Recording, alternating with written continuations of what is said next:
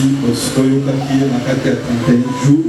Les lopés pour vous azobengai na koko ya prophète Timothée tabasomata ozometa maboko pona lukoko Yesu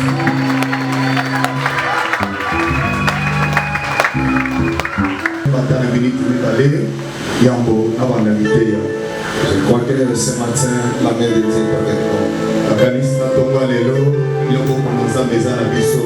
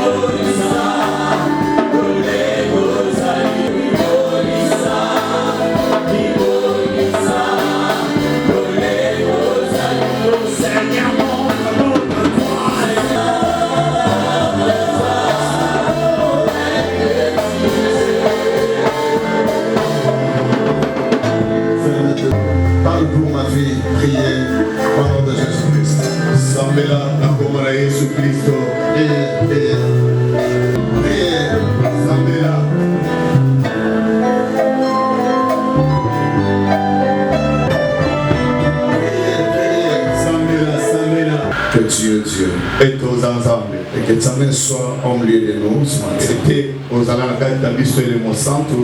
Touche le cœur de toutes les personnes qui ont milieu de nous. Et tous ceux qui tentent avec un problème, qui retournent avec une solution. Au nom de Jésus-Christ, acclamez très fort pour la grâce de Dieu. Regardez la place. Que mon Dieu vous bénisse. Ah, j'ai dit bien que mon Dieu vous bénisse. Bonne santé. Alléluia. Est-ce qu'il y a quelqu'un qui ne se trouve pas à l'hôpital? Est-ce que tu peux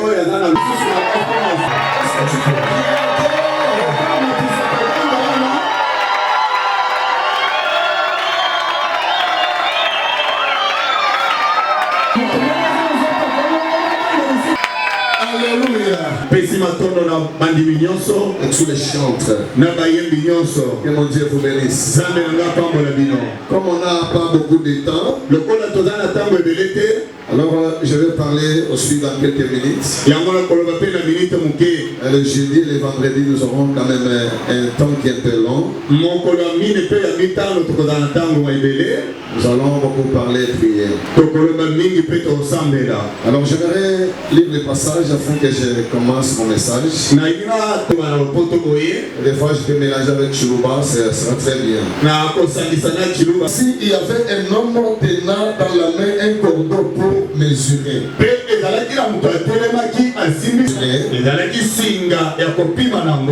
Deuxième, et il me dit je vais mesurer Jérusalem. Elle doit être. Et parle à cet homme et dit et des bêtes qui seront au milieu d'eux. Dernier verset, cinquième pour clôturer. Je serai pour elle, dit l'Éternel, une mireille de feu tout autour. Et je serai sa gloire au milieu d'elle. Acclamez pour ce verset. Celui de technique peut me donner un peu de l'auteur, ça peut m'aider encore.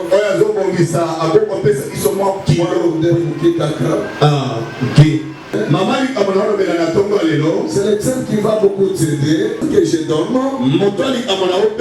On dit ceci. Partout. De la femme de Sion. dynamique qui était mort. Et quelqu'un qui voit partout. Notre Dieu protecteur. Ce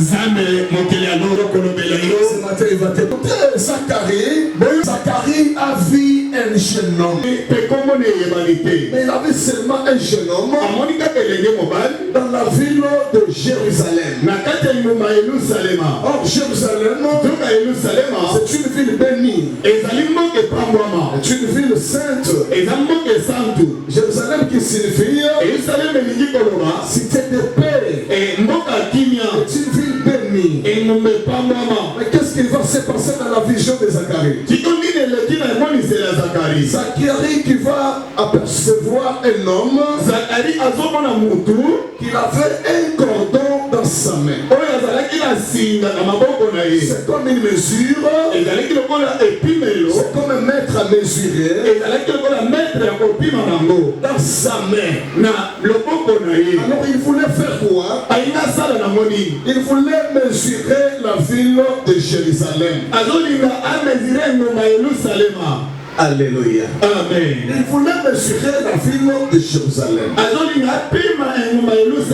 Alors lorsqu'il a vu cela, il était dépassé. Il dit qu'est-ce qu'il veut faire? Pourquoi il va mesurer cette ville? Il y a un problème de trois groupes. Nous sommes en train de voir Zacharie vient en rencontre de cette prière à Saint-Jean. Alléluia. Amen. Parce que première raison, la Bible m'a pas dit qu'il y avait quelqu'un qui avait envoyé ce jeune homme. D'aller mesurer la ville. Dieu voit partout. Dieu voit partout. Lorsque l'étron a vu cela, il a montré ça à Zacharie. Il a envoyé son ange pour dire à un ange autre que va lui dire qu'il arrête. Là je comprends une chose. Un ange qui envoie l'autre, ce n'est pas un ange comme tout autre. Quand on parle de l'ange de l'Éternel, on parle de Dieu lui-même. Amen. Donne-moi un bon amen, je continue. Écoutez bien aimé. Lorsque toi tu dors, il y a des personnes de ténèbres. Alléluia. Amen. Le travail, c'est toujours pour mesurer la ville. Mais notre Dieu ne dort pas. Notre Dieu voit partout. Donne-moi un bon amen. La pensée de Dieu, c'était une vie qui devait évoluer à cause de la bénédiction de Dieu. Je te prophétise ce matin. Tout ange ténèbre, il s'élèvera pour me suivre. L'Éternel,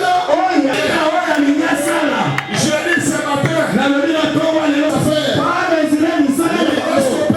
dis ce matin, tous les ténèbres. Alléluia. Amen. Vous savez qu'à travers cette vision, c'est pour que l'homme avance. C'est pour que l'homme soit bien. Alléluia. Amen. Écoutez, il dit à cause des hommes, à cause des bêtes. Or, les hommes, ce sont les images de Dieu. Les bêtes, c'était la richesse de cet temps-là. Alors il n'y a pas moyen de mesurer la ville là. Je te prophétise, personne ne mesurera ta vie. Je te prophétise, toi tu avances sans blocage. Toi tu avances sans retour. Toi tu avances sans l'empêchement. Le me confirme. Personne n'est empêché. S'engage pour te protéger. été faits. Mais rien de mal n'est arrivé. Rien de mal n'est arrivé. C'est pourquoi ce matin, je suis en train de voir quelqu'un qui me suit la ville. Et la mesure qu'il a dans sa main, il des choses. Celui qui mesure ici n'est pas identifié. Donc c'est les ténèbres. Donne-moi mon amen. C'est les ténèbres. Et la mesure qu'il avait, ce sont des limites, ce sont des blocages. Écoutez bien aimé, pour celui qui avait tenu sa mesure dans sa main, soit la mesure de maladie, soit la mesure de blocage, le matin comme ce matin ici, il y aura aussi une puissance divine. Ils vont le dire. S'il y a des endroits mesurés, ce n'est pas Jérusalem. S'il y a des personnes empêchées, ce n'est pas toi. S'il y a des personnes à bloquer, ce n'est pas toi. Écoutez ce matin, j'ai dit, sois fort, avance encore, que personne ne t'empêche. Je ne t'ai pas appelé ce matin pour te bénir ce matin, pour te bénir ce soir. Sois délivré. Ils les aiment toujours établis. Ils ne veulent pas que les autres progressent. Même dans la famille, dans la vie sociale, il y a des personnes de ténèbres qui ne veulent pas que tu sois mort santé. Ce n'est pas la pensée divine. Ce n'est pas la pensée divine. Ce matin d'aujourd'hui, je suis venu pour te dire, le Dieu de Dieu est en train de voir tout ce que les ténèbres planifient. Il est en train de voir tout ce que le diable planifie. Et ça n'aura pas de force, ça n'aura pas de puissance, ça n'aura pas de l'impact. Parce que tu n'es pas seul dans ces combats. Il y a un ange de l'éternel qui est avec toi. Christ a vaincu déjà à ta place. Christ a vaincu déjà. Nous combattons déjà dans la victoire. Donne-moi une bonne amen, Javas. Donne-moi une bonne amen, Javas. Vous savez bien aimé, si l'éternel veut te protéger, sois assuré de Dieu. Il y a des gens avant que toi tu penses. Oui, il parle. Alléluia. Amen. Un pasteur qui a organisé une église dans les sacs. Il dit je suis visiteur. J'ai pris dans une de vos églises au village. Je suis visiteur ici. Parce que quand il a regardé, il a notre visiteur. Donc c'est de l'eau qu'il se lave. On arrive la nuit, on lui donne même la clé du salon. Si tu veux sortir, tu peux sortir. La personne là, et quand il était dans l'église, il a dit comment on a offert. Laisse-moi t'informer. Si l'éternel Dieu te garde, personne de ce monde ne te tuera.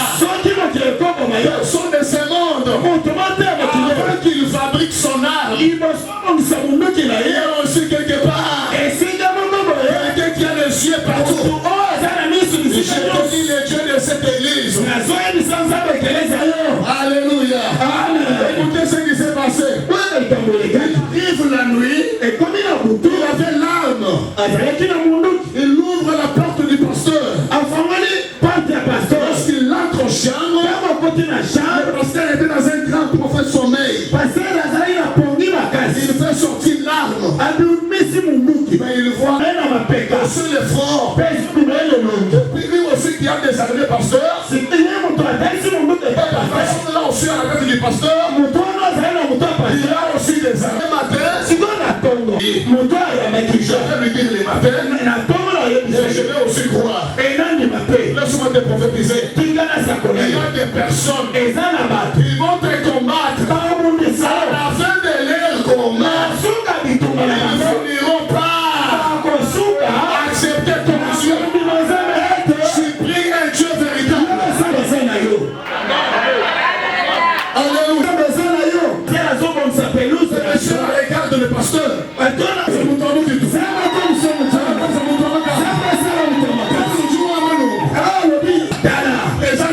Présence na yo. Achina ni makuru. Dans cette église.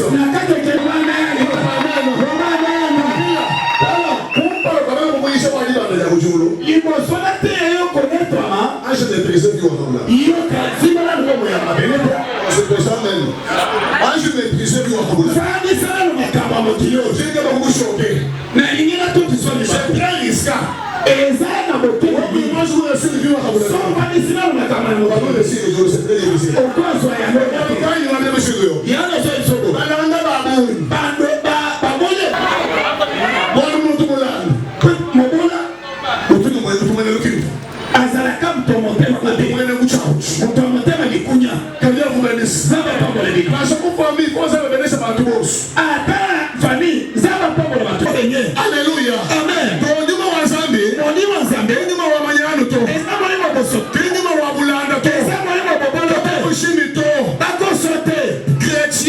Chrétien, pose à la mokiliso, une de la pauvre to. Exemple. Ensemble, tu as ça, mon gars. Il y a mon montre de ma goutte. Soit mon montre de ma goutte. Manga. Manga. Ezakis. Alléluia. Amen. Et tu as ma goutte à la Théo, mon wakisi. Et pour ta bien aimé. Tu as un aimé. Elle va me donner ma goutte à la Madame, elle n'a l'autre nom. On t'a dit qu'on y a un peu de chèvre, on doit y aller. Ensemble, on a raison sur les sailles. On a dit nous hypocrites. Les connards, ça nous donne du même à l'aise. Ça va combien de chats? Ça va pas mon l'aise. Ça va combien de chats? Ça va pas mon l'aise. Nani atimbie tosomona nini zanga kuberesha kama pamela hadi wanataka juma mwelezi so zanga juma leli nini mali contribuer moi sa parcelle pourquoi vous dites moi je sais mina doit que c'est mina moi pour dire moi les petit les ano ah ça c'est banga et ça la nini Danila tala donc ça pas intérêt à tout faire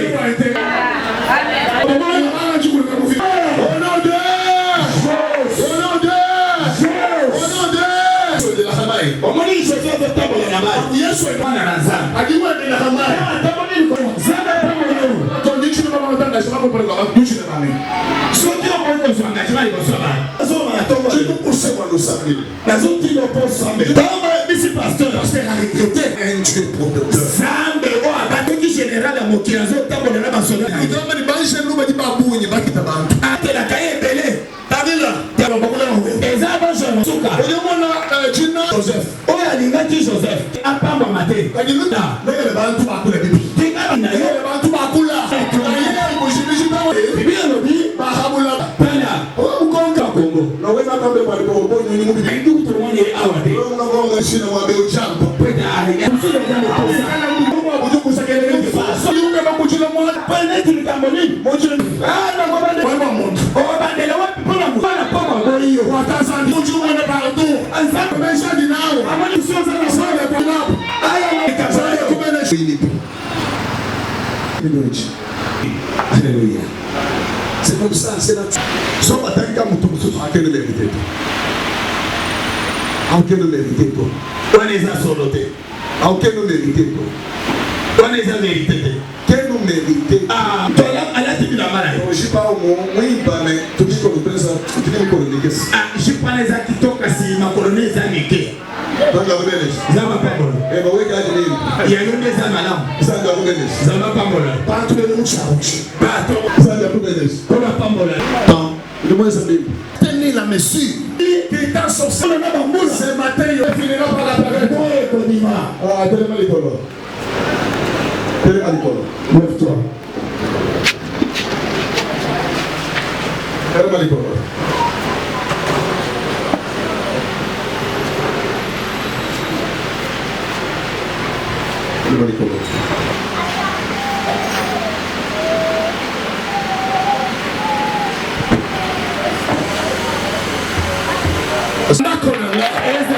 dans la famille nanga. La prière, balance ya lola. Esi babango.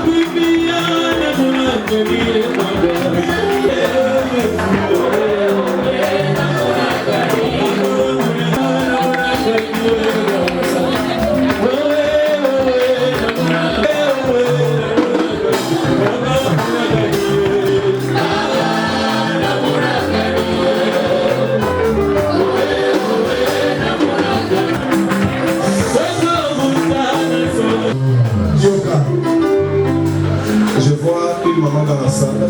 Elle a un problème dans quel elle a un problème au cœur. Alors, il a un problème de respiration. Alléluia. Amen. Et je voudrais que nous puissions faire ce que je vais faire. Prenez n'importe quelle offrande que tu as. Venez sceller cette prédication.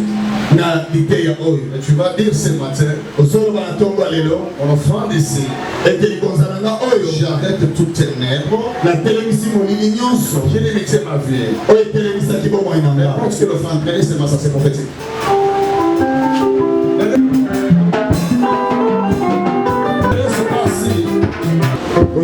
Priez.